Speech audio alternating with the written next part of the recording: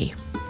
द्रोणाचार्य जेव्हा गुरुकुलामध्ये वर्गात कौरव आणि पांडवांना शिकवण्यासाठी जात असत तेव्हा ते अत्यंत प्रसन्न. एके दिवशी ते असेच प्रसन्न मुद्रेमध्ये वर्गामध्ये आले. द्रोण हे स्वतः परमगुरू होते, पण त्यांना एका दिव्य ज्ञानाचा अनुभव आला होता आणि तोच त्यांच्या सर्व अस्तित्वातून आज अभिव्यक्त होत होता. वर्गामध्ये गुरुदेव आल्याबरोबर त्यांनी तोच अनुभव सगळ्या विद्यार्थ्यांना सांगितला. त्यांनी सांगितलं की काल रात्री एक अशी घटना घडली की अर्जुन आश्रमामध्ये भोजन करत होता. बाकीच्या विद्यार्थ्यांचं भोजन आटोपलं होतं. रात्र बरीच झाली होती. अर्जुन एका दिव्याच्या उजेडामध्ये भोजन करत होता.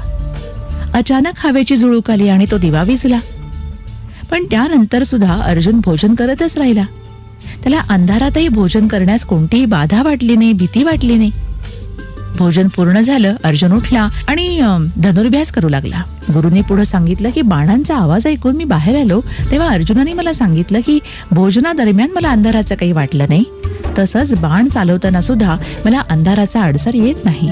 बघा गुरुवर्य, आपल्या कृपेमुळं, आपल्या शिक्षणामुळं, आपल्या मार्गदर्शनामुळं मला अंधारात सुद्धा बाण लक्ष्यापर्यंत पोहोचवता येत आहेत.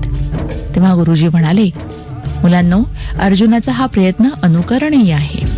दिवा हा फक्त प्रकाशाचा, उजेडाचा प्रसार करतो, पण अंधारामध्ये मात्र आपल्या ज्ञानाच्या दिव्यानं, हृदयामधल्या आत्मज्योतीनं, आपल्या आत्मविश्वासानं आपण जर सराव केला तर कोणतंच काम अशक्य नसतं.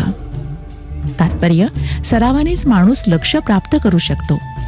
एक विशिष्ट उंची गाठण्यासाठी, यश प्राप्तीसाठी स्वतःच्या आतल्या ज्ञानज्योतीला जागृत करणं हे अत्यंत गरजेचं असतं.